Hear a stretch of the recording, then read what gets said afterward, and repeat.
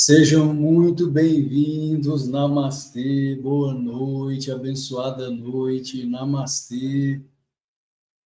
Quem está presente, Namastê, boa noite, Laís. É uma alegria estar com vocês, sempre. Eu sou o professor Alexandre Campelo, da Escola de Yoga do Lago, juntamente com a Laís, minha esposa. Formamos a Escola de Yoga do Lago aqui em Brasília. O nosso objetivo da Escola de Yoga do Lago é trazer o conhecimento que vem dos grandes mestres da Índia, do yoga, Sampradaya. Sampradaya é a tradição do yoga, a tradição real do yoga. Raja Yoga, Karma Yoga, Bhakti Yoga, Jnana Yoga, Hatha Yoga, as diferentes formas de yoga dentro da visão, da ótica, dos ensinamentos desses grandes rishis, sábios iluminados da Índia. Namastê, boa noite. Hoje o nosso tema é sobre o avatar. Muitos têm uma ideia do que significa a palavra avatar, mas em verdade, não conhecem a fundo o verdadeiro significado dessa palavra, o poder dessa palavra, e que, se bem compreendida, ela pode curar o Ocidente. Nós estamos doentes. O mundo ocidental está doente, muito doente, e não sabe disso, não faz ideia disto. Essa palavra pode nos curar porque ela nos traz o verdadeiro significado de quem somos nós, quem verdadeiramente somos. Somos filhos de Deus, como o próprio Cristo Jesus afirmou, como Jadava Krishna afirmou, como Buda Siddhartha afirmou, mas a humanidade teima no erro e por isso sofre. Nós somos como adolescentes, como crianças teimosas.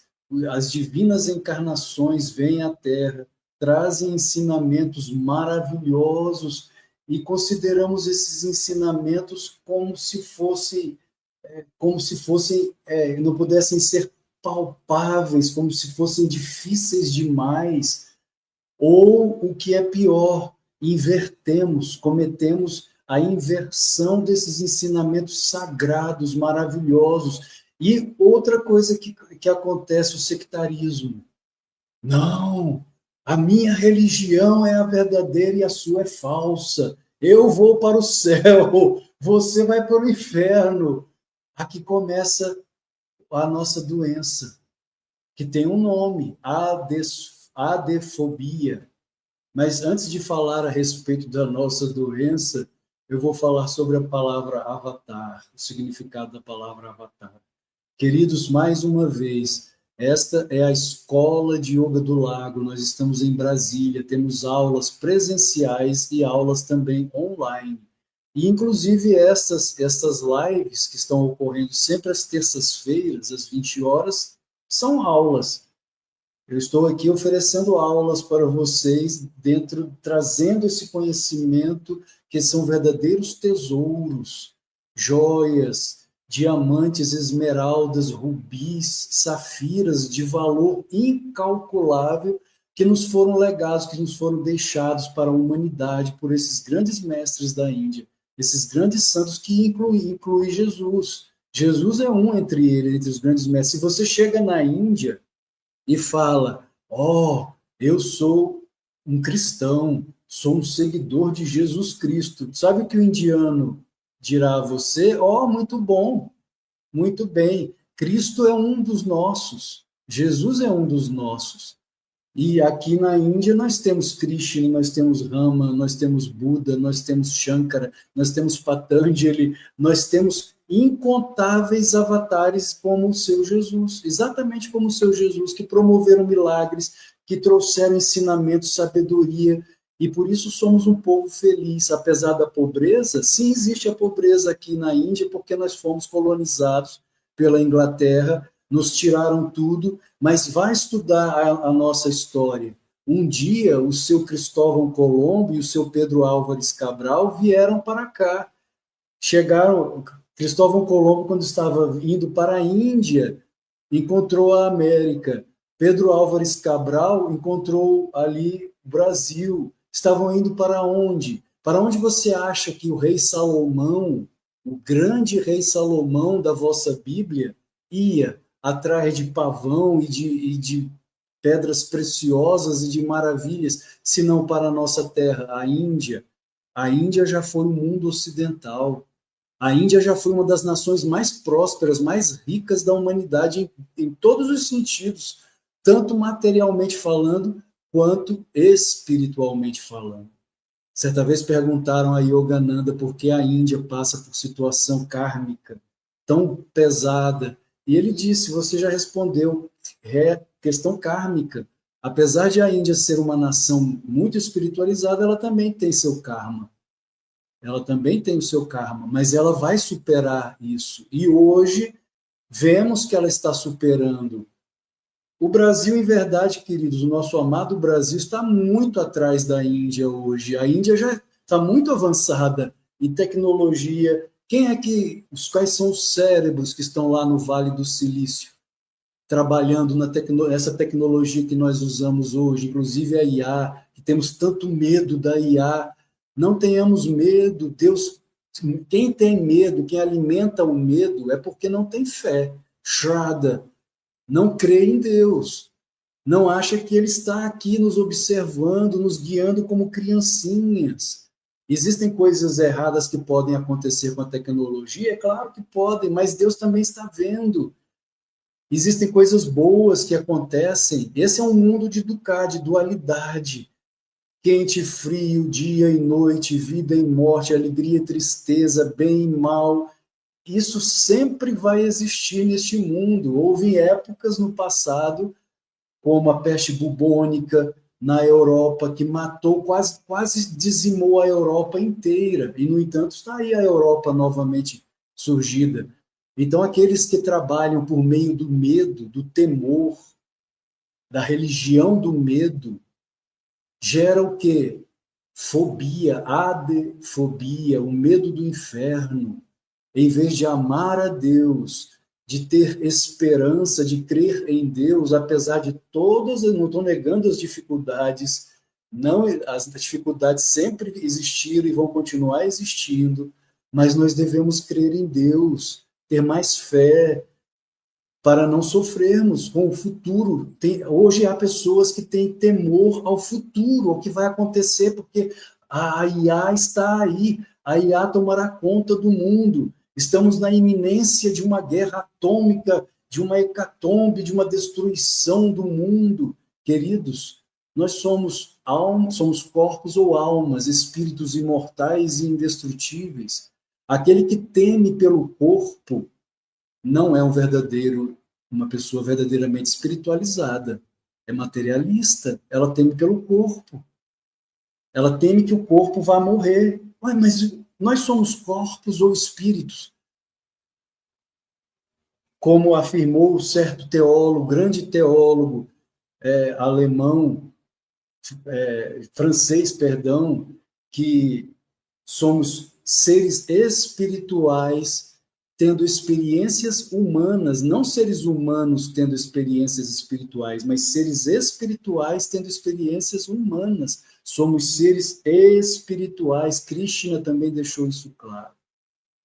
Então, a palavra avatar, do sânscrito, avatara, composto pelas raízes ava, que quer dizer para baixo, e tri, passagem, a descida, é a passagem, a descida da divindade na carne. Esse termo é muito mais antigo do que Jesus. Vem lá do Srimad Bhagavatam, Bhagavata Purana, dos textos da Índia, dos grandes iluminados da Índia, dos grandes avatares, dos grandes santos da Índia, que promoveram milagres. Inclusive, milagre, os feiticeiros também promovem. Os milagres produzidos por Jesus não significa que ele é o Filho de Deus só por causa dos milagres, não. Ele provou ser a consciência crística, um Cristo, mas ele não foi o único. Isso é uma das coisas que os mestres da Índia afirmam, os milagres existem em todas as instâncias, em todos os lugares, em todas as épocas, em todas as tradições. Ressuscitar os mortos. Yogananda, em pleno século XX, ressuscitou uma mulher, uma indiana, na Índia. Lahiri Mahashai ressuscitou um homem de nome Rama à distância. E esses milagres, andar sobre as águas, Padmapada, grande discípulo de Adi Shankaracharya, fundador da Ordem dos Swamis, ele andava sobre as águas. De debaixo de seus pés surgiam flores de lótus. Por isso ele foi chamado de Padmapada, pés de lótus. Ele andava sobre as águas. Mas os grandes santos mestres da Índia dizem, esses milagres, esses fenômenos, conhecidos como siddhis ou idis, não comprova que aquela pessoa realmente encontrou Deus.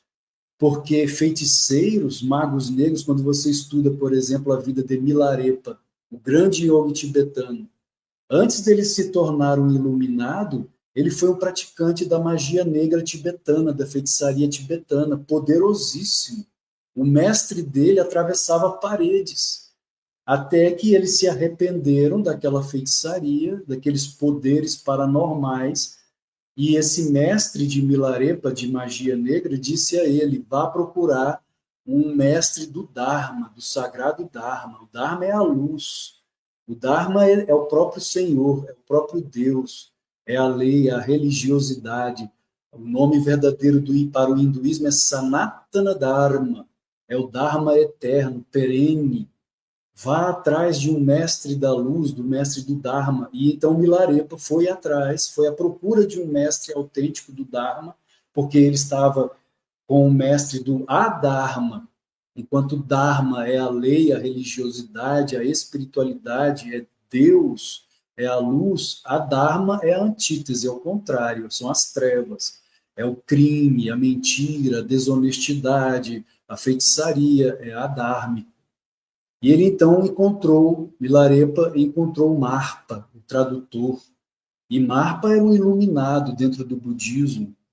E Marpa ensinou então a Milarepa o caminho do Dharma. E Milarepa se tornou um ser sagrado, um ser divino, um entre os Budas ali daquela região do Tibete.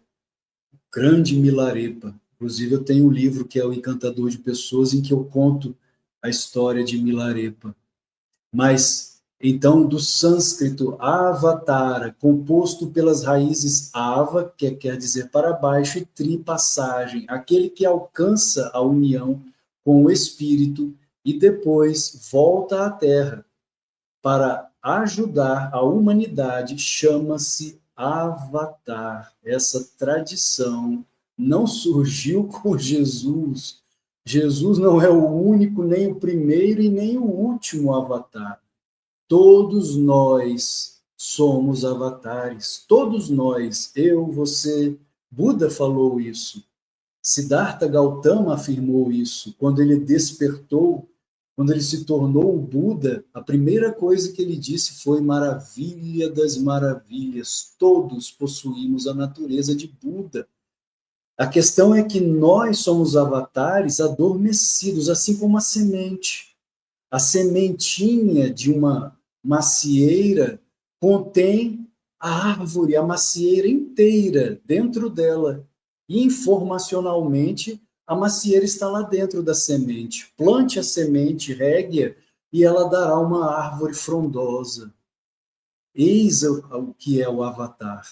O avatar é aquele que despertou, que acordou, que descobriu quem ele verdadeiramente é.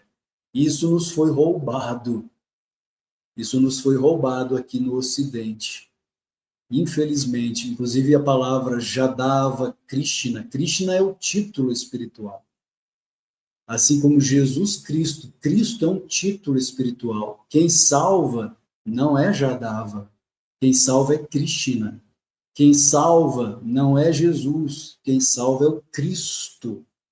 É isso que nos foi tirado no conhecimento, na batalha teológica, lá no cristianismo incipiente, cristianismo primitivo, nos primeiros séculos da cristandade, teólogos gnósticos e teólogos proto-ortodoxos promoveram a batalha entre eles. Os gnósticos afirmavam ser cristão não é simplesmente acreditar em Jesus, não é simplesmente ler os textos.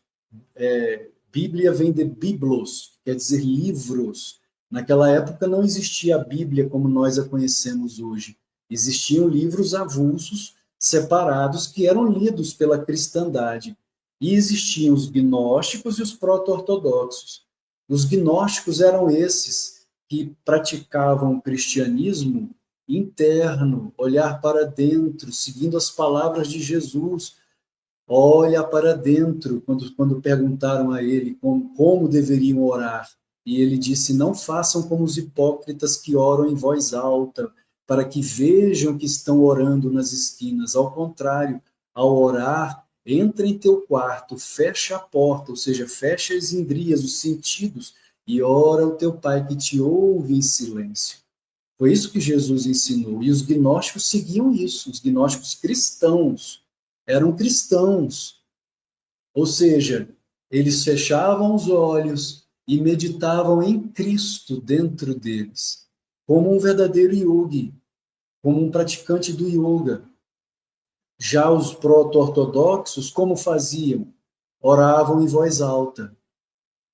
Essa é a grande diferença entre gnósticos e proto-ortodoxos. Os gnósticos viam Cristo dentro deles e afirmavam: ser cristão é tornar-se um Cristo. Os proto-ortodoxos diziam que isso era uma heresia, que Cristo não era alguém dentro de nós, mas o Filho de Deus em algum lugar no espaço, ao lado do Deus Todo-Poderoso, do Pai Celestial de barbas brancas, sentado em um trono ao lado do trono de Deus Pai. Essa era a visão proto-ortodoxa, que posteriormente se tornou a ortodoxia vigente até os tempos atuais, depois dos chamados concílios de Nicéia e Constantinopla. E aí houve a divisão.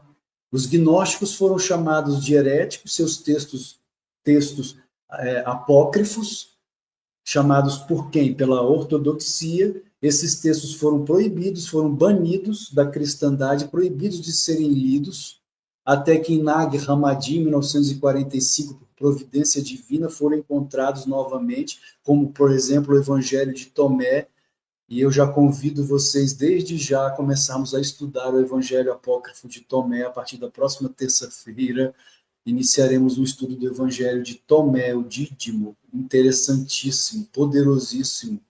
Esse evangelho que foi negado, que foi ocultado pela ortodoxia durante séculos, até 1945, quando foi encontrado junto com outros evangelhos na chamada Biblioteca de Nag Hammadi.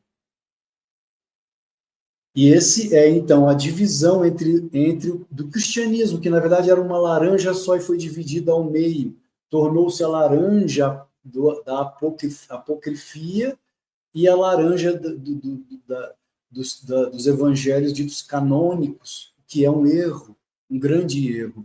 E começamos, então, a adoecer. O Ocidente começou a adoecer, porque a partir do momento que é dito a você que só existe um Salvador e que ele está lá, e que você é apenas uma criatura, que somente Jesus salva, e que existe um inferno eterno, como se Deus fosse uma espécie de ditador cósmico que lança criancinhas em danação eterna, o que ocorre com a nossa psique?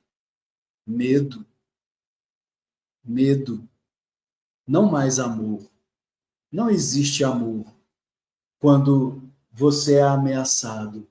Um pai que ameaça as suas crianças, os seus filhos, se não fizer desta e desta forma como eu quero, a sua condenação é o inferno, é a danação eterna, é o fogo eterno. Isso é a hadesfobia. Então, hoje no Ocidente, nós temos, por nos afastarmos dessa visão do Avatar, da divina encarnação, nós temos medo de Deus, medo de ir para o inferno, hadefobia, o medo do Hades, o medo do inferno. Sejam bem-vindos quem está chegando agora. Namastê, boa noite. Adefobia. Hades é inferno em grego, fobia, medo. Em sânscrito é Naraka. No yoga também existe a ideia do inferno, mas existe uma diferença. No yoga também falamos, os mestres falam que o inferno existe. A diferença é que o inferno, Naraka, é um estado de consciência. Mude a sua frequência mental. Aprenda a amar ao seu próximo, a ver Deus no próximo, no seu irmão, a ver Deus dentro de você, Deus no seu irmão, como Jesus também ensinou. Jesus foi um yogi nesse sentido. Ele disse: quando deres de comer a um destes pequeninos, é a mim. Olha só o que ele disse, como um verdadeiro yogi. 3.000 anos antes dele, Krishna já havia dito isso. Eu sou a super-alma nos corações de todas as entidades vivas, disse Krishna. 3.000 anos antes de Jesus. Eu sou, Krishna disse, eu sou a super-alma nos corações de todas as entidades vivas. E Jesus disse, se fizeres a um destes pequeninos, ao que tem fome, deres de comer, ao que tem sede, deres de beber, ao que está nu, deres de vestir, ao que está na prisão, visitar, é a mim que o fazes. Ora, quer dizer que Jesus, ou seja, o Cristo, está nos corações de todas as entidades vivas. Não é a mesma coisa que Krishna afirmou 3.000 anos antes, há 5 milênios, eu estou nos corações de todos. Se Deus está nos corações de todos, Krishna, Cristo está nos corações de todos, quando servimos ao nosso próximo, quando amamos ao nosso próximo, estamos amando a Deus. Estamos servindo a Deus, porque Ele está em mim, está em você, está em todos, até mesmo no criminoso. Ah, mas o criminoso tem de ser barrado para não continuar criando mau karma contra ele mesmo e contra a sociedade. No entanto, Deus está nele. O fato de um diamante estar coberto de lodo não significa que o diamante deixou de existir. Tire o lodo e lá está o diamante. Então, essa é a grande diferença. O inferno existe, para o yogi, existe, mas é um estado de consciência. E, inclusive, muitos dizem, mas a Bíblia nos traz a ideia de que o inferno é eterno. No yoga não ocorre isso. Se você ler o Srimad Bhagavatam, os ensinamentos, por exemplo, do mestre Kapila, o grande Kapila Vasto, lindíssimos ensinamentos de Kapila, um grande avatar, uma encarnação divina, séculos antes de Jesus, e ele ensinava a santa mãe dele, ele dava aulas para a própria mãe, porque ela pediu, e ela sabia que o filho dela era um iluminado. E ele então ensinava a ela sobre Naraka, sobre o inferno. Mas são estados de consciência. Krishna, no Bhagavad Gita, fala sobre o inferno, sobre as personalidades demoníacas. Eu os lanço sucessivamente, Krishna diz, no inferno, sucessivamente. Mas isso é para quê? Para a danação apenas eterna? Não, é para a limpeza, a purificação. O yoga não crê, o hinduísmo, Sanatana Dharma, não crê em danação eterna. Crê em purificação, em libertação, amor.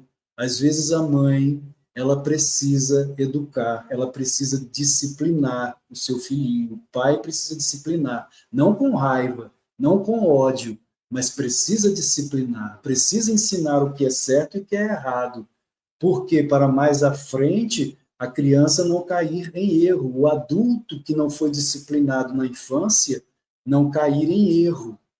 Então, precisa aprender a respeito do Dharma, da lei, da religiosidade, desde pequenino. Isso está nos textos sagrados da Índia, como está também na Bíblia cristã, judaica cristã. Então, esse temor do inferno virou a religião ocidental, a religião do medo.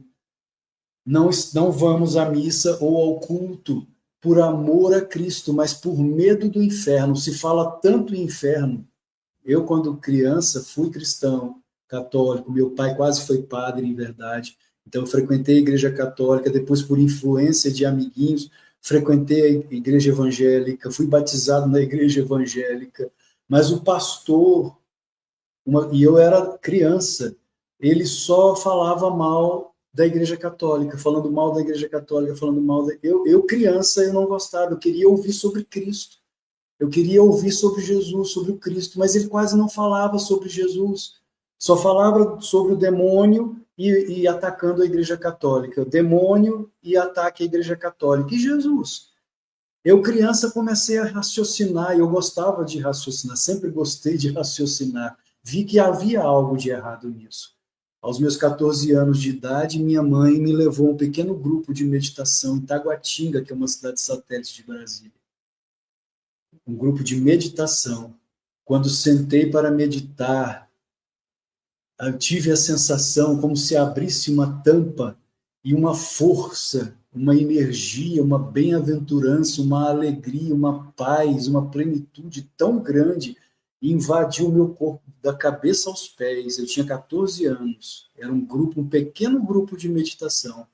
Eu sentia os meus átomos, as minhas células vibrarem, eu sentia ao longo da minha coluna vertebral como se fossem esferas de luz pulsantes dentro de mim, a sensação não tem como descrever.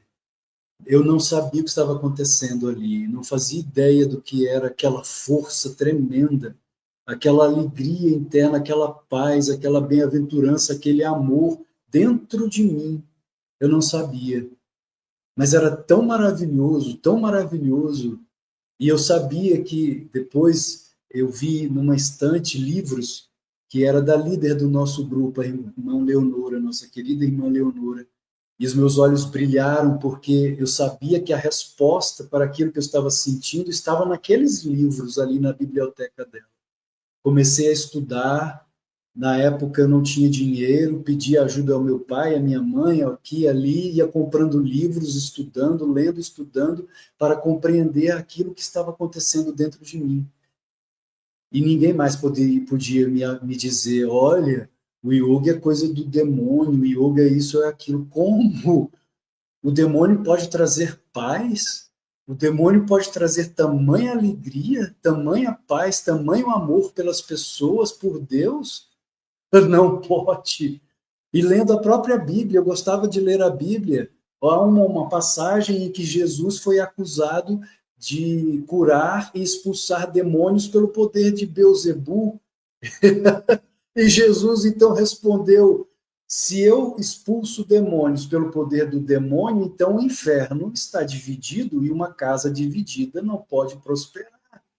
Acusaram Jesus de expulsar demônios pelo poder do demônio. Se você é embriagado, inundado de amor, de luz, de paz, você sente. Depois eu descobri que eram chakras, que eu estava sentindo ao longo da coluna, eram os centros de energia. Quando descobri Paramahansa Yogananda e comecei a estudar Yogananda, a ler Yogananda, ele faz a comparação dos chakras, os 7 centros, com os 7 candelabros do Apocalipse de João, porque ele promove esse diálogo entre o yoga e o cristianismo, entre Cristo e Krishna. É extraordinário. Os 7 vórtices, os 7 chakras, são as 7 igrejas, os 7 selos, os 7 vórtices, os 7 candelabros de ouro. Teresa de Ávila, a doutora da igreja, chamou esses centros de energia de as 7 moradas. Ela disse, podemos sentir Deus de 7 formas diferentes. São João da Cruz, amigo de Teresa de Ávila, o teólogo que não envelhece, ele dizia isso, Deus está dentro. Santo Agostinho disse, eis que o buscava fora e tu estavas dentro, dentro. E quando sentimos essa bem-aventurança dentro de nós, essa alegria, estamos curados. Não há mais temor. Quando meditamos de forma profunda, sentindo Deus dentro de nós, não há mais temor. Não há mais temor. Pelo contrário, existe uma grande alegria, uma grande sabedoria, uma grande coragem, Vikram, para enfrentar a todos com amor, para enfrentar a todas as adversidades com sabedoria.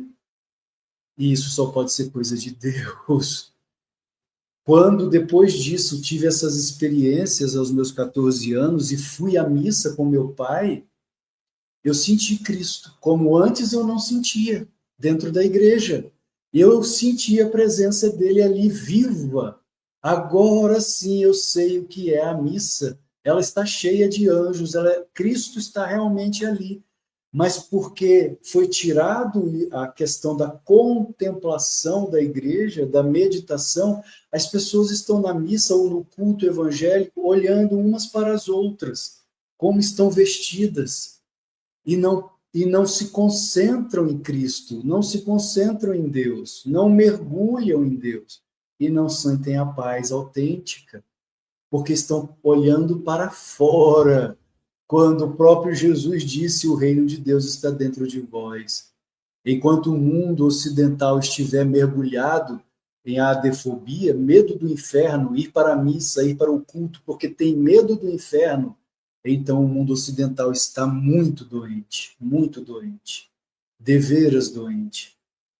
É preciso aprender a amar, e o amor não vem por meio do medo. Não amamos a um pai, não amamos a uma mãe que afirma: faça isso aqui, porque senão você será castigado. Não que a disciplina às vezes não seja necessária. Eu tenho 2 filhos, cada um com personalidade completamente diferente uma do outro. Um deles eu ensinei como pai com amor. Foi necessário amor, e o amor o curou. Já o meu mais novo, eu tive que usar a força, não com violência, não com raiva, mas tive que ser um pouco mais forte, um pouco mais disciplinador, e funcionou. São 2 homens dignos de Deus hoje, que tenho muito orgulho deles, mas cada um foi ensinado de uma forma diferente, porque são personalidades diferentes. Mas a questão é, sem ódio, como Krishna ensinou a Arjuna: você é um guerreiro, você é um kshatriya, você vai para a guerra, mas não movido por sentimentos de ódio ou espírito de vingança. Aquele que sente prazer no mal do outro, ele não está no espírito de Cristo, ou de Krishna, ou de Buda. Quando sente prazer no sofrimento até de um inimigo, porque o nosso inimigo é nosso irmão. Não existem inimigos de fato. Todos somos irmãos, irmãos que estão acertando, irmãos que estão mais lá na frente, que já são iluminados, que são esses grandes iluminados, Cristo, Krishna, Buda, irmãos que estão mais para trás, que precisam de nós, de pegarmos em nossas mãos, em suas mãos, para virem conosco, irmão, com amor, porque se você vai com ódio, com desdém, com espírito de vingança, então, queridos, nós não estamos no espírito de Deus, estamos no espírito da ilusão, do ódio e assim por diante. Krishna disse: eu sou a super-alma, ó Arjuna, nos corações de todas as entidades vivas. Eu sou o começo, o meio e o fim de todos os seres. Eu sou a super-alma, ó Arjuna, nos corações de todas as entidades vivas. Eu sou o começo, o meio e o fim de todos os seres. Ora, se Krishna disse isso há 5 milênios, 3.000 anos antes de Jesus, como afirmar? Certa vez eu fiz uma palestra no Rio de Janeiro e eu disse assim: Krishna, há 5.000 anos, afirmou isto aqui. Buda, ao nascer, Siddhartha, né, o bebezinho Siddhartha, caminhou vários passos, onde ele pisava surgiam flores de lótus. O bebê Siddhartha, o futuro Buda, apontou para o alto e para baixo e disse: entre o céu e a terra não há ninguém mais nobre do que eu. Isso há 2.600 anos, 600 anos antes de Jesus. Jesus vem e diz: antes que Abraão fosse, eu sou. E aí eu perguntei ao auditório: quem deles mentiu? Foi Jesus que mentiu? Foi Krishna? Foi Buda? Ou todos eles falaram a verdade?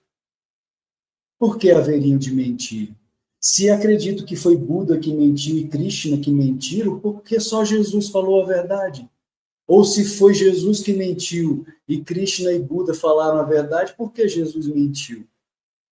Por que eu tenho que ter a mente tão fechada a ponto de crer que só um deles falou a verdade? Ou que nenhum falou a verdade? Por que isso? Por que o meu coração tem que estar fechado desta forma? Eles todos falaram a verdade. E aqueles que testemunharam, que estavam com eles, sabiam que eles estavam falando a verdade. Assim como Paramahansa Yogananda em pleno século XX, no deserto de Mojave, em 1950, os três mundos flutuam em mim como bolhas, um avatar, uma encarnação divina. Em pleno século XX, lemos na Bíblia também. Aliás, perdão, aqui é o Evangelho de Tomé, o Dídimo.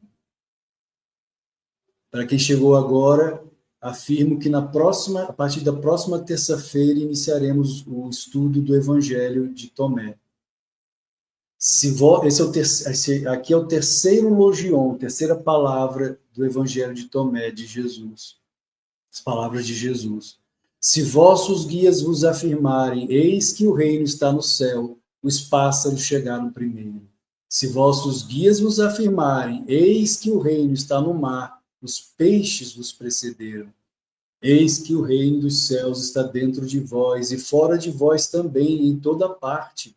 Se vos conhecerdes, sereis conhecidos, mas se não vos conhecerdes, estareis na ilusão, e sereis ilusão. Isso é yoga, isso é budismo, isso é cristianismo incipiente, cristianismo exicasta, cristianismo autêntico, cristianismo gnóstico, evangelho de Tomé. E lemos também na própria Bíblia canônica, no evangelho canônico, a Bíblia que é usada em 1 Coríntios, capítulo 3, versículos 16 e 17, Novo Testamento. Aqui é Paulo, escrito por Paulo, o apóstolo Paulo. Então não sabeis que sois o templo de Deus e que o Espírito de Deus habita em vós? Se alguém destruir o templo de Deus, Deus o destruirá, porque o templo de Deus, que sois vós, é santo. Então, onde está a igreja? Onde está o templo? Onde está a verdadeira igreja? Somos nós. Nós somos a igreja, nós somos o templo. Isso está não só nos evangelhos apócrifos, isso está na Bíblia canônica, nos evangelhos canônicos. Isso aqui é Paulo apóstolo, 1 Coríntios, capítulo 3, versículos 16 e 17. Vós sois o templo de Deus, o Espírito de Deus habita em vós. Isso é yoga. Os mestres da Índia ensinam isso há milênios. Fecha os olhos, olha para dentro, a casa de Deus, o reino de Deus. Vós sois a casa de Deus. Mas, se nossos pensamentos, atos e atos sentimentos são maus, então a casa, que é o templo, está cheio de demônios. Por isso aquela passagem da qual Jesus expulsou os vendilhões do templo. Existe ali o simbolismo esotérico e a verdade esotérica. Esotérico com S, esotérico com X. Esotérico com X é o fato histórico, que ele entrou no templo e expulsou aqueles que estavam fazendo da casa do Pai lugar de comércio. Expulsou eles de lá, esotericamente com X. Esotericamente com S, é dentro de nós. O Cristo ali representa Atman, a nossa alma, expulsando de dentro de nós os maus pensamentos e sentimentos de ódio, vingança, ciúme, inveja, maledicência. Cristo, a alma, o Atma, expulsando da nossa consciência tudo isso. Quando? Quando entramos em meditação, que é o campo de batalha da consciência, Kurukshetra, Dharmakshetra, como é ensinado por Krishna, o Bhagavad Gita. Aqui, queridos, eu trouxe a imagem da Trimurti, Brahma, Vishnu e Shiva, e da Trindade, Pai, Filho e Espírito Santo. Que, obviamente, a ideia de Pai, Filho e Espírito Santo vem de onde? Vem da Índia, vem da Trimurti, já existia na Índia. Todos os símbolos cristãos e conhecimento que vem do cristianismo já existiu no passado, já existia na Índia, na tradição da Índia. Então, nós temos ali esse com várias cabeças, é Brahma, é o pai, Brahma. O outro que tem a pena de pavão é Krishna, mas na verdade seria Vishnu. Vishnu. Shiva está representado ali pelo Linga. E do outro lado, o Pai, Deus Pai, o Filho, representado por Jesus, o Cristo, e a pomba do Espírito Santo. É a Trindade, o Trimurti. E a ideia de avatar vem daí. A descida. Quem é que desce? E, na verdade, não desce. São limitações da nossa linguagem. Quando falamos descida, é apenas para a nossa compreensão, mas na verdade, não é uma descida.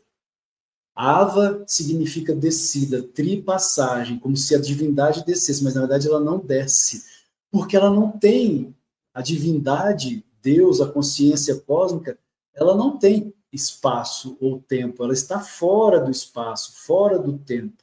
Ela apenas é. Então, o avatar apenas é.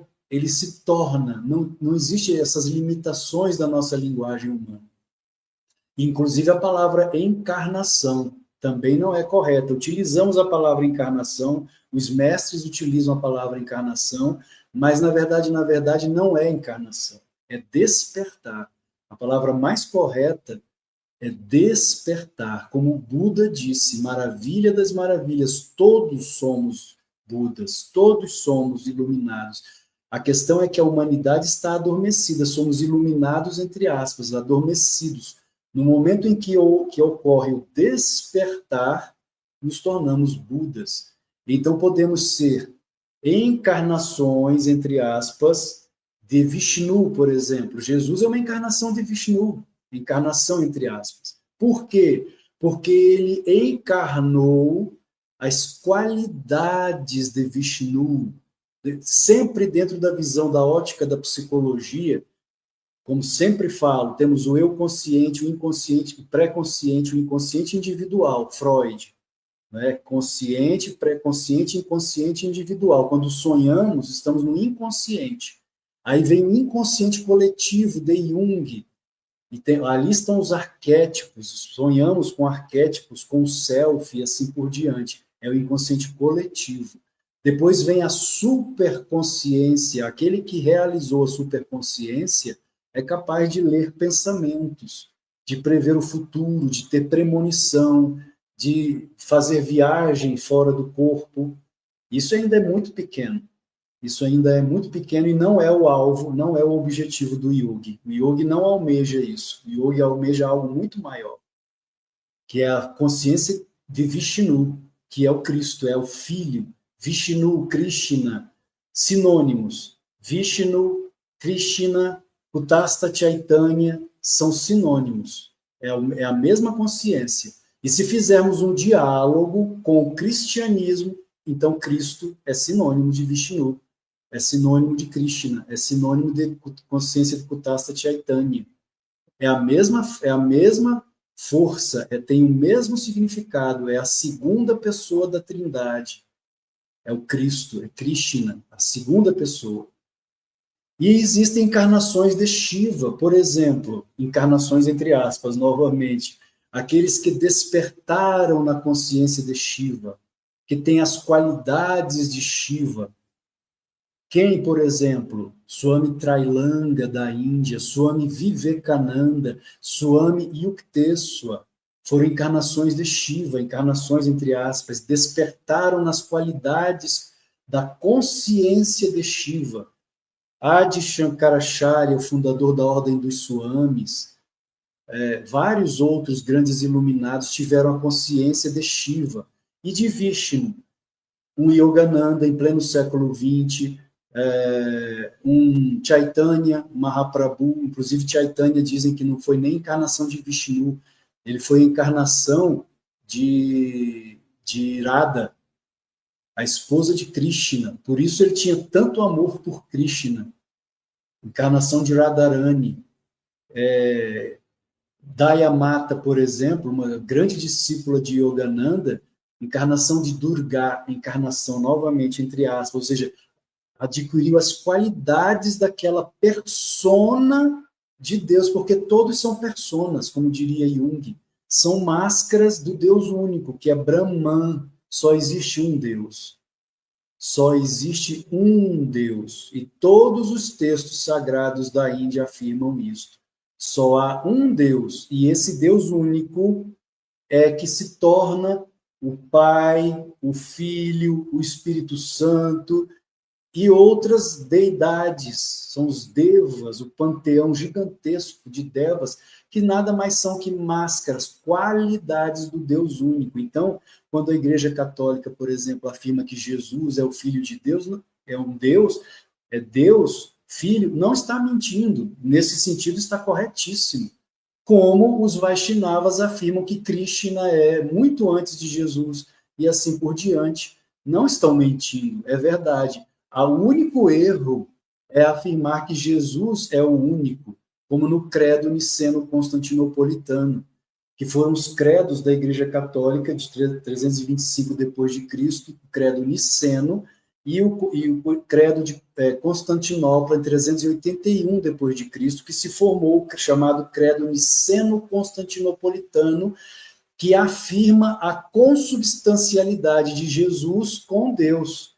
E a partir desse momento é dito que Jesus salva, não é Jesus que salva, é o Cristo que salva, porque o Cristo é essa consciência cósmica do Filho unigênito. É essa consciência que está em todos nós. Então, quando somos salvos? Quando os gnósticos ensinaram isso, os gnósticos cristãos, e por isso foram perseguidos e chamados de heréticos. Mas eles foram cristãos quando realizamos a consciência crística. Somente aí, quando nos tornamos cristos puros, como Jesus foi, cristos, somente aí somos salvos verdadeiramente. Antes disso, ainda não estamos salvos.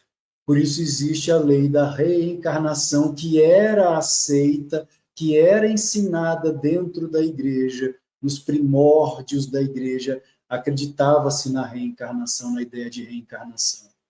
Isso foi uma das coisas que foi tirado da igreja. O Concílio de Nicéia, veja só, século 325 depois de Cristo, até ali, 300 anos depois de Jesus, existiam cristãos gnósticos que acreditavam em tudo isso que o yogi acredita, que o budista acredita, e eram cristãos. Eram cristãos. Foi com Irineu de Lyon, inclusive eu tenho as contra-heresias de Irineu de Lyon, que foi um dos grandes antagonistas da gnose, um dos grandes inimigos da gnose. Eu tenho o calhamaço, inclusive era para trazer, acabei me esquecendo, desta grossura aqui, dos textos das contra-heresias de Irineu de Lyon. Quando você lê Irineu e você pega os textos apócrifos e lê também, você vê as contradições de Irineu, inúmeras contradições de Irineu. Ele não sabia, é como olhar, falar a respeito de uma residência de 5 pavimentos, olhando pelo buraco da fechadura. A pessoa que olha um prédio de 5 pavimentos pelo buraco da fechadura, ela sabe o que tem ali dentro? Não sabe. Não sabe. Se você não está no meio, convivendo, você quer falar mal de uma família, mas você não convive com aquela família, nunca esteve no meio dela, não está ali na convivência do dia a dia, como você pode falar bem ou mal sem estar ali, no seio daquela família? Não pode, você não fala com autoridade, você fala do que ouviu dizer de terceiros, mas para você saber a verdade mesma é necessário estar ali. Como, por exemplo, os mestres falam, você quer saber a respeito se um mestre é mestre de verdade, se ele é autêntico mesmo? Então vá lá na residência dele, Sinta a presença dele, sinta o poder dele. Se você não sente nada disso, então esqueça. De fato, não é um autêntico Senhor, não é um autêntico Bhagavan, um verdadeiro mestre.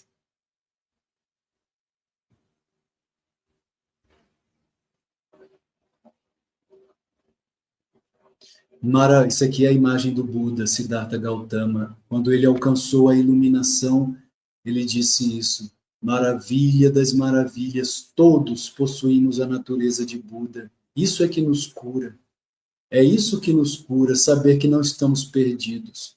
Não significa que devemos ser indulgentes para com os nossos erros. Com os nossos erros. Eu posso continuar errando, porque vou renascer novamente.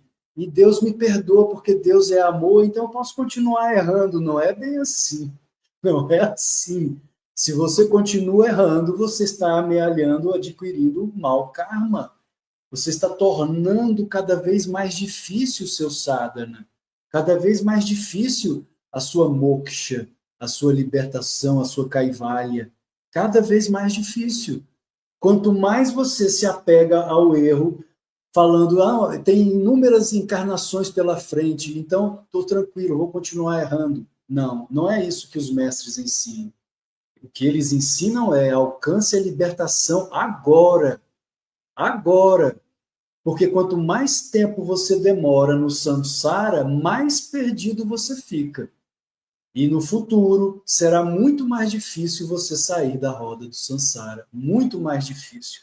Yogananda diz que almas às vezes podem permanecer por milhares e milhares de milhões de anos de encarnações perdidas, sofrendo, inducar, sofrimento, sofrimento, sofrimento. Krishna disse no Bhagavad Gita, em relação às personalidades demoníacas. Quem são as personalidades demoníacas? São aqueles que obram no mal, que fazem o mal, que têm prazer no mal. Eu os lanço sucessivas vezes em Naraka, ou seja, no inferno.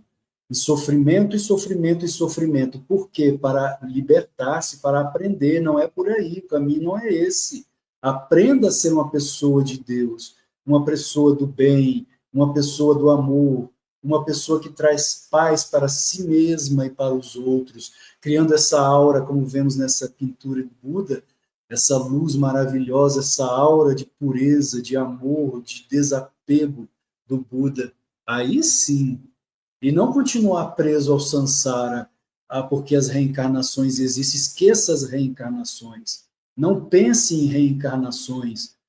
Você tem que buscar a libertação, a salvação agora. Uma coisa que Gyana Mata, mãe de sabedoria, uma das grandes discípulas de Yogananda, dizia: quanto mais você medita, mais vontade tem de meditar. Quanto menos medita, menos vontade. Então tem que haver disciplina. No yoga nós chamamos de tapas. Tapas quer dizer disciplina. Sem disciplina, o seu horário da meditação, religiosamente, todos os dias, aquele horário reservado, assim como você tem o horário para tomar café, para almoçar, para jantar. Qual é o seu horário de Deus? Quando você pensa em Deus? Correto, como dizia Ananda Maima, a mãe saturada de beatitude da live anterior, terça-feira passada, e fiz a live sobre a vida dela. Quem não assistiu, assista.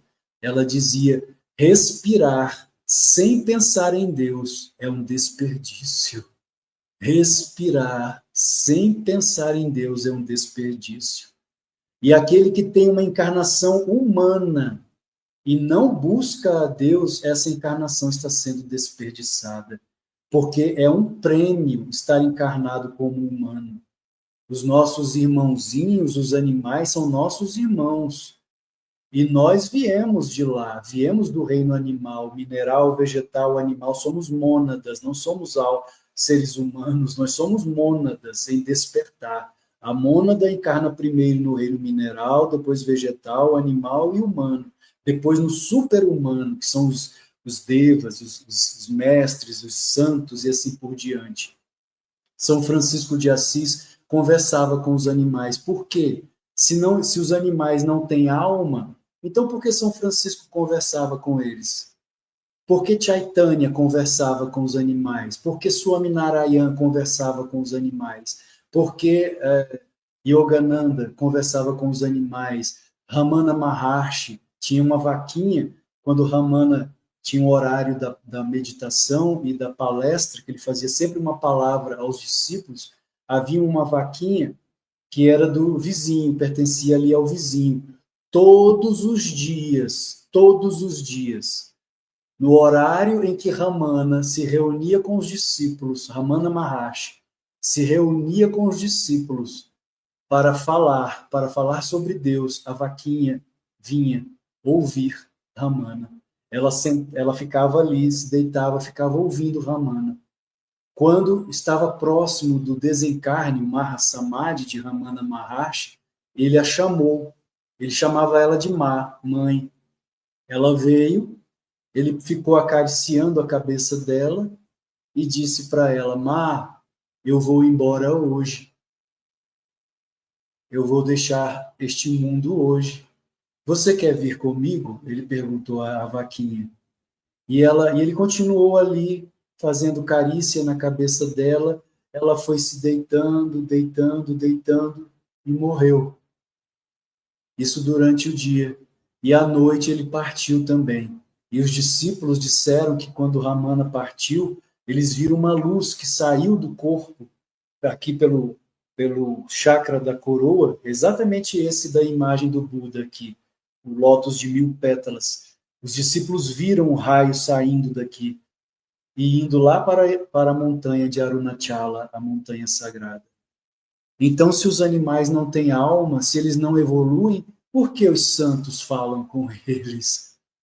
É porque têm alma, são nossos irmãos, estão em evolução, assim como nós evoluímos. O planeta Terra, a Terra tem alma. A Terra, a nossa mãe Terra, ela evolui, ela reencarna, inclusive. Depois de bilhões de anos, não se preocupem que falta muito tempo para a Terra entrar em colapso. Ela não vai entrar em colapso agora. Ela entra em pequenos colapsos, pequenos, mas não acaba com a humanidade. A não ser que nós nos destruamos por meio de bombas atômicas. Aí sim, a bomba atômica tem esse poder, mas a Terra mesmo, ela não vai acabar tão cedo. Ela ainda tem bilhões de anos pela frente. Então ela vai desencarnar e ela vai encarnar novamente, porque faz parte do ciclo cósmico. O Sol tem uma alma, Surya. A Lua também não está morta. Apesar de parecer morta, ela tem uma alma. Ela tem uma alma, Chandra, a alma da Lua. Tudo no cosmos está vivo, tudo no cosmos é permeado pelo espírito Purusha.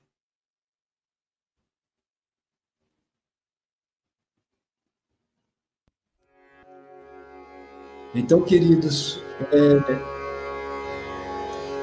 vamos a uma pequena meditação, só para encerrar essa questão do temor, não é? Da religião do medo.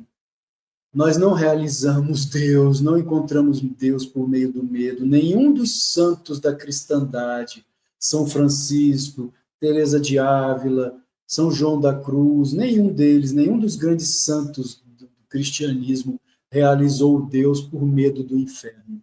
Nenhum. Todos eles, os seus escritos falam de amor, amor a Deus, de um amor tão profundo, de uma bem-aventurança que é exatamente como os mestres da Índia. Eles viam Deus como o amante de suas almas, meu bem-amado cósmico, meu bem-amado. São João da Cruz, ele se derrete no livro O Amor Não Cansa Nem Se Cansa. É um livrinho fininho, um livro de bolso de São João da Cruz. O amor não cansa nem se cansa. Ele parece que vai se derreter de amor, assim como Ramakrishna na Índia, quando ele falava do amor pela Mãe Divina. Os discípulos diziam que quando Ramakrishna falava de alguma das personalidades de Deus, do próprio Krishna, da Mãe Divina, parecia que havia néctar nos lábios de Ramakrishna. Às vezes ele cantava para Krishna ou para a Mãe Divina e ele se perdia no êxtase e as palavras começavam a sair, parecia que ele estava embriagado, é a embriaguez divina, sem beber uma gota de álcool, é a embriaguez divina. Cambaleava, os discípulos tinham que segurá-lo para ele não cair, exatamente como os discípulos de São Francisco de Assis.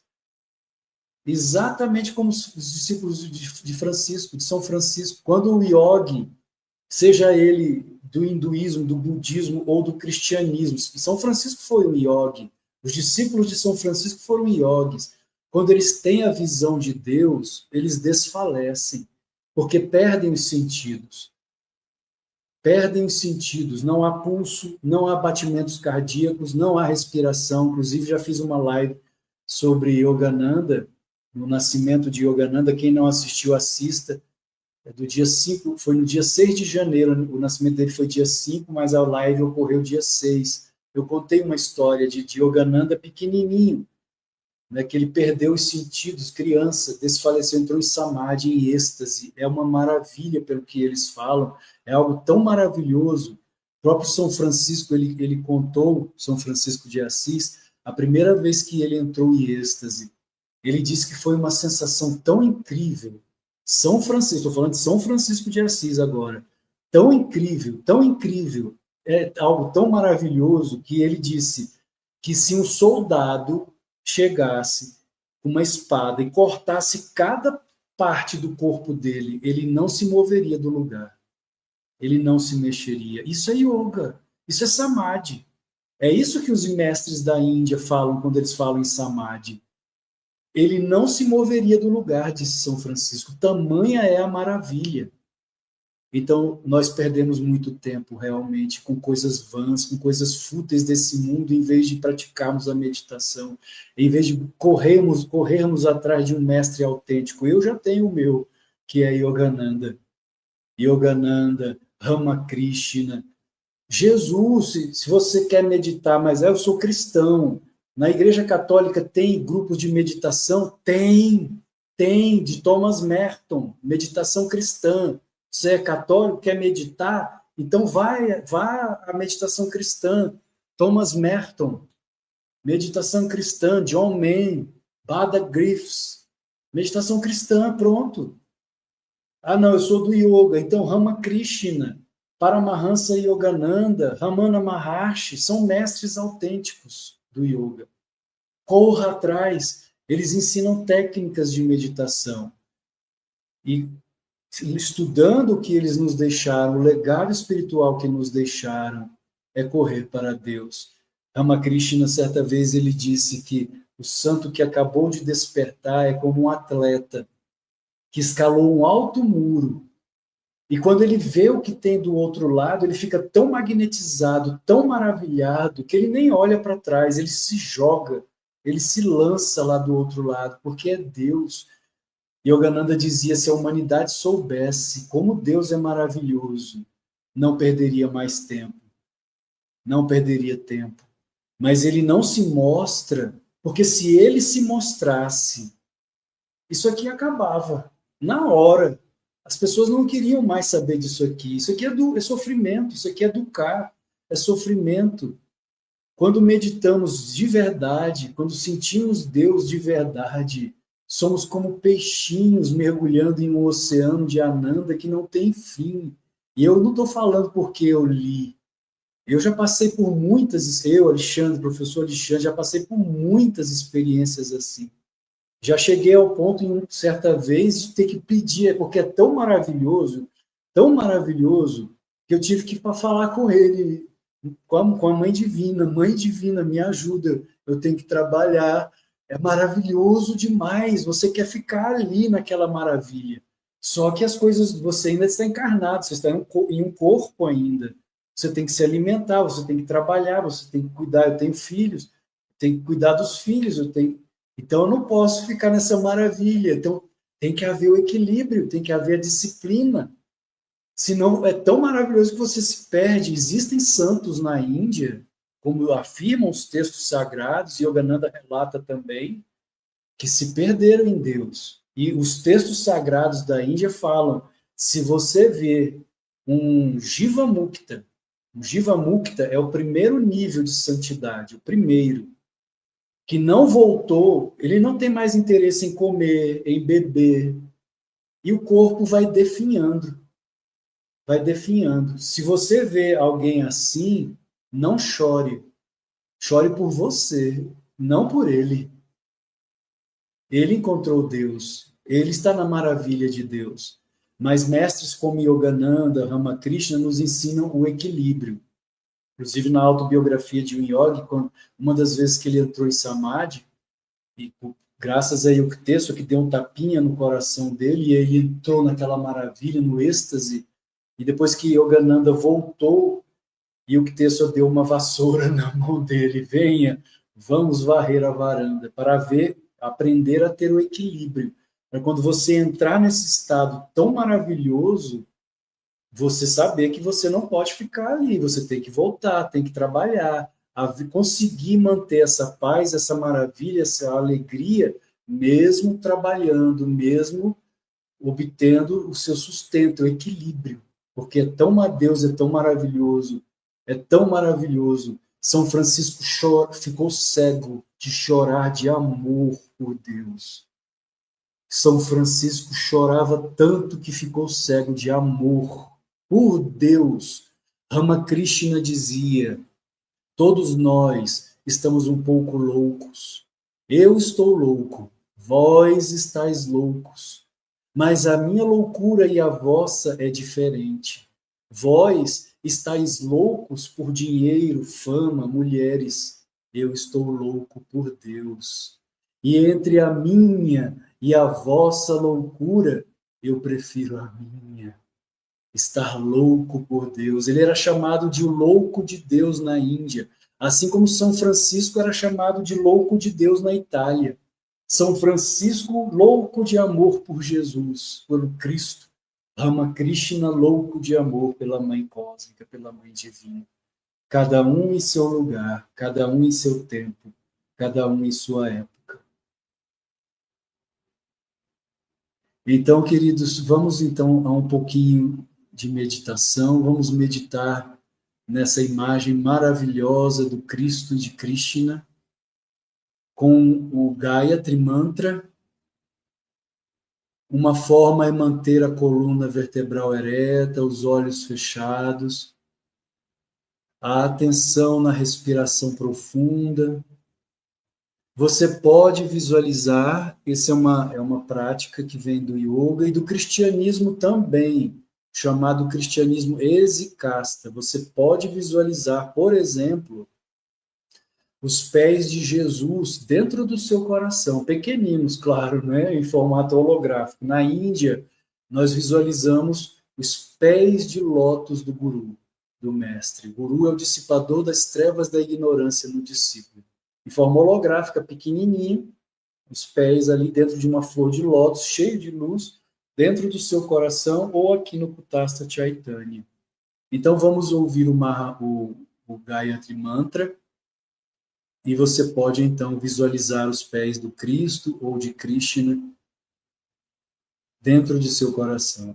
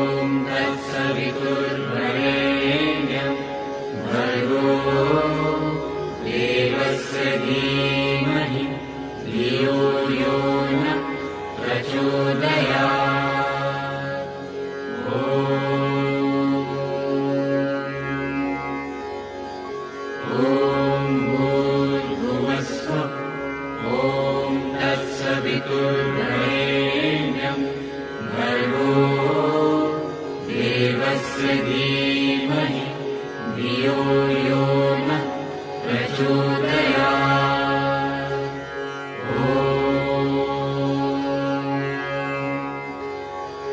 ॐ भूर्भुवस्सुः ॐ तत्सवितुर्वरेण्यं भर्गो देवस्य धीमहि धियो यो नः प्रचोदयात्।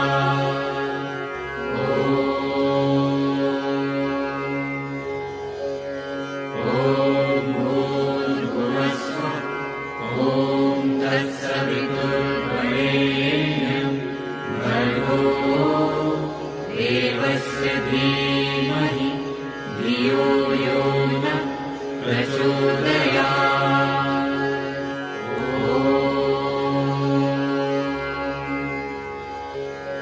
ॐ भूर्भुवस्सुः ॐ तत्सवितुर्वरेण्यं भर्गो देवस्य धीमहि धियो यो नः प्रचोदयात्।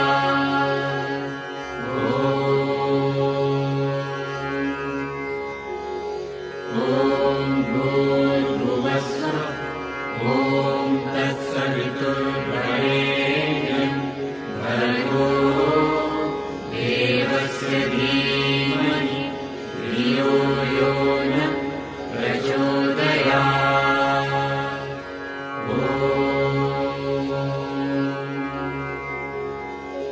ॐ भूर्भुवस्सुः ॐ तत्सवितुर्वरेण्यं भर्गो देवस्य धीमहि धियो यो नः प्रचोदयात्।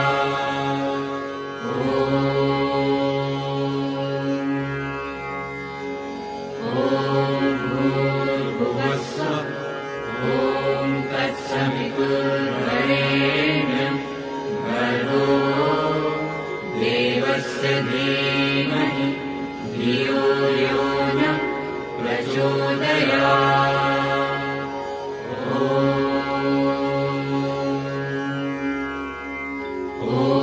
भूर्भुवस्सुः ॐ तत्सवितुर्वरेण्यं भर्गो देवस्य धीमहि धियो यो नः प्रचोदयात्।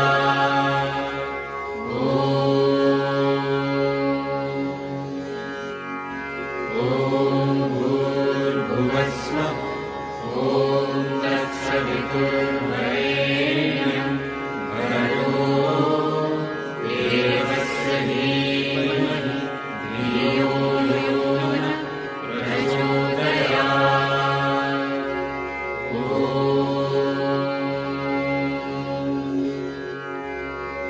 ॐ भूर्भुवस्सुः ॐ तत्सवितुर्वरेण्यं भर्गो देवस्य धीमहि धियो यो नः प्रचोदयात्।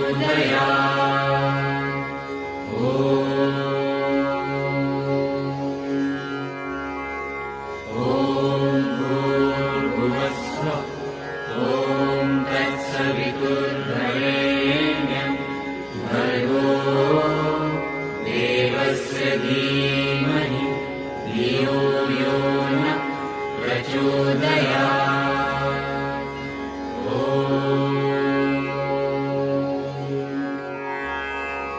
ॐ भूर्भुवस्सुः ॐ तत्सवितुर्वरेण्यं भर्गो देवस्य धीमहि धियो यो नः प्रचोदयात्।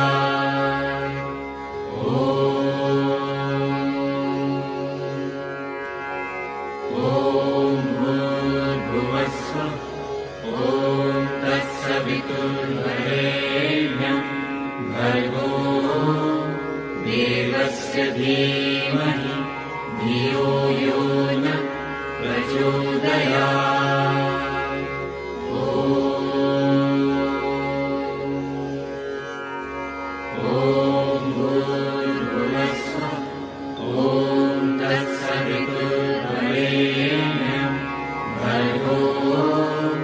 देवस्य धीमहि धियो यो नः प्रचोदयात्।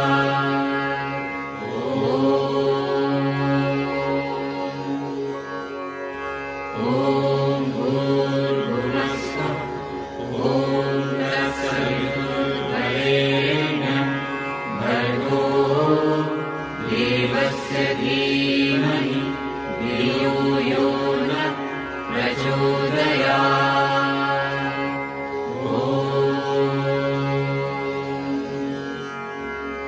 ॐ भूर्भुवस्सुः ॐ तत्सवितुर्वरेण्यं भर्गो देवस्य धीमहि धियो यो नः प्रचोदयात्।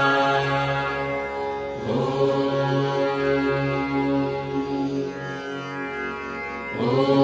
भूर्भुवस्सुः ॐ तत्सवितुर्वरेण्यं भर्गो देवस्य धीमहि धियो यो नः प्रचोदयात्। ॐ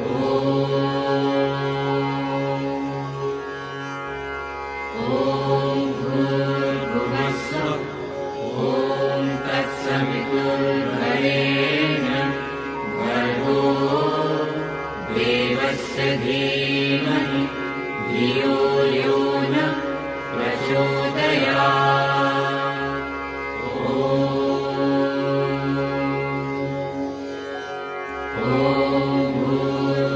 भूर्भुवस्सुः ॐ तत्सवितुर्वरेण्यं भर्गो देवस्य धीमहि धियो यो नः प्रचोदयात्।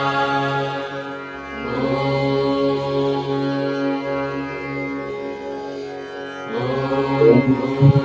भूर्भुवस्सुः ॐ तत्सवितुर्वरेण्यं भर्गो देवस्य धीमहि धियो यो नः प्रचोदयात्। ॐ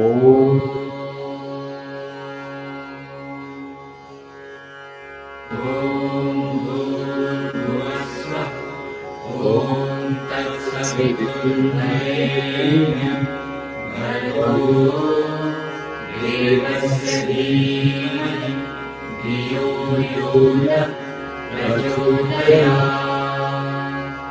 ॐ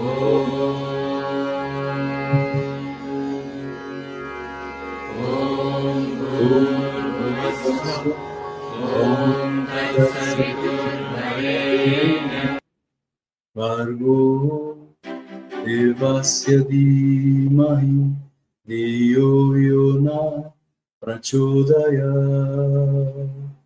ॐ शान्ति शान्ति शान्ति।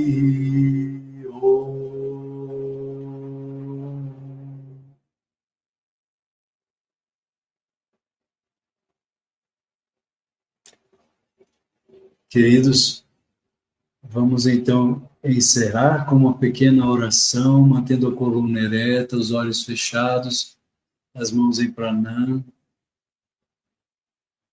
Ore comigo, mentalmente ou em voz alta. Ó Deus de alegria, Deus de paz, Deus de bem-aventurança, cura as nossas almas.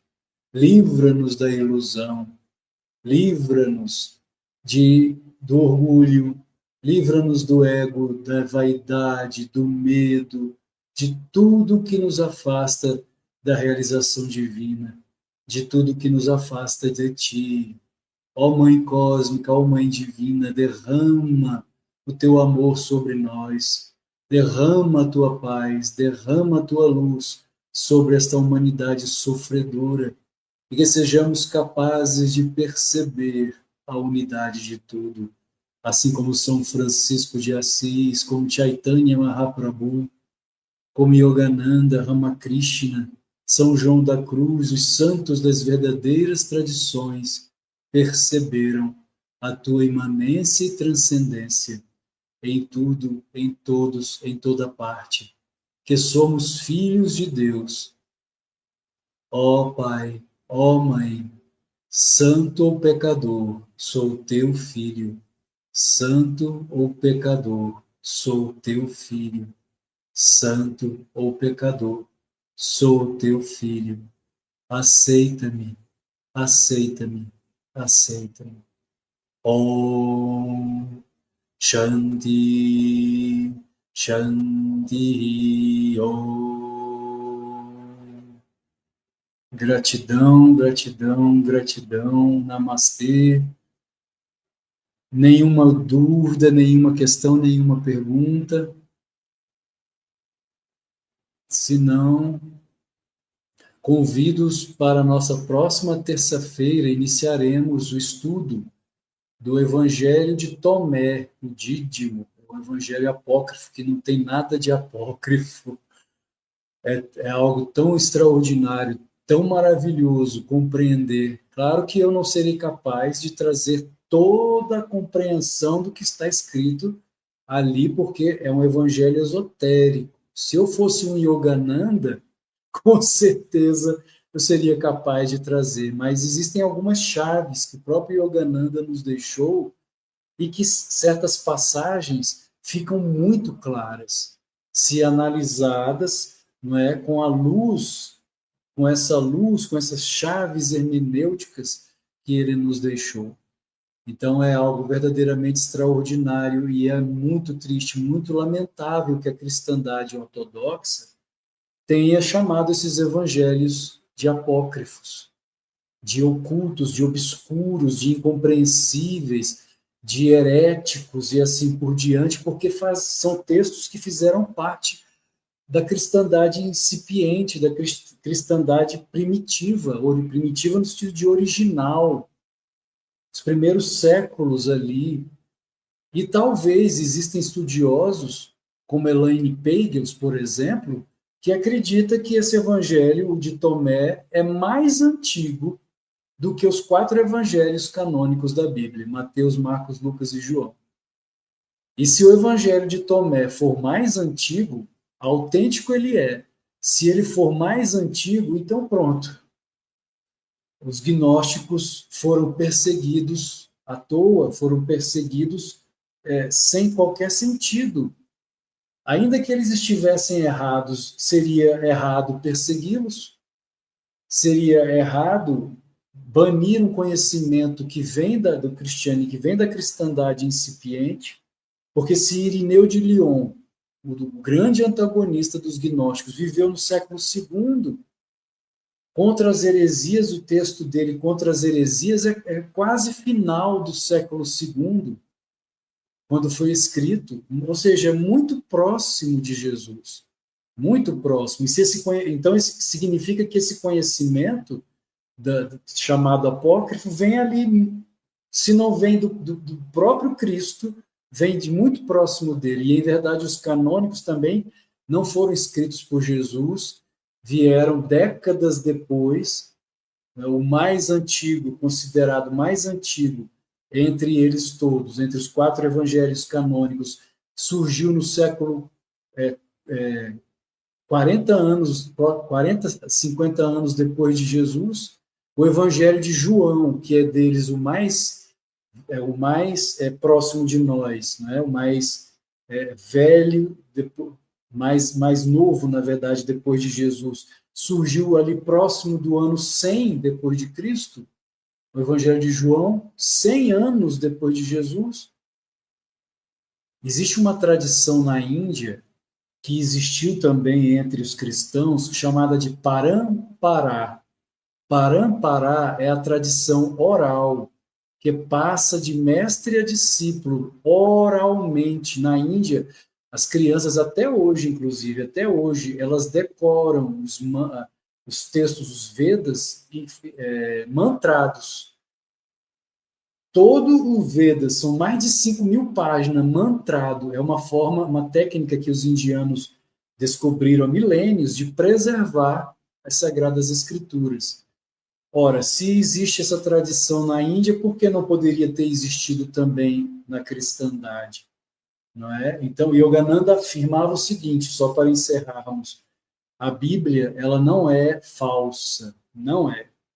Ela é verdadeira.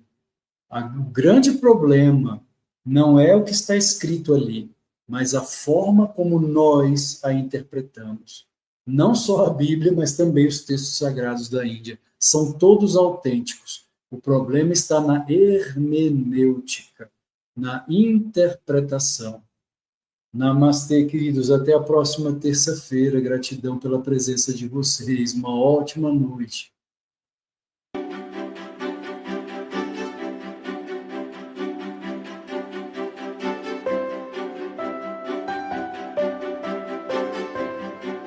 Não questione a Deus, ame-o.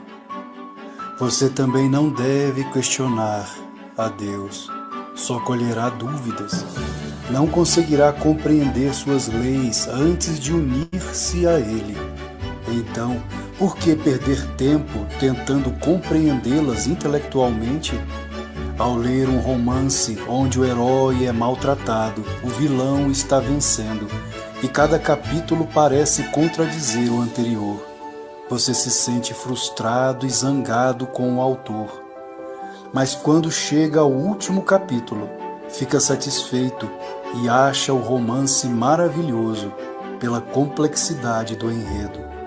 Pois Deus é o grande romancista e nos confunde com os paradoxos e com o intrincado enredo de sua criação. Não tente decifrar os enigmas, ficará perdido. Ao encontrá-lo no último capítulo, ele dará as soluções para todos os enigmas da vida humana. E você não terá como questionar a sua sabedoria quando ouvir suas respostas. Isto eu sei. Viva com Deus no coração e não tenha medo de nada. O medo terá medo de você. Ficará livre da ilusão cósmica. Então você sorrirá. Finalmente conheço o mistério de tudo. Mas não procure conhecer primeiro. Ame a Deus primeiro.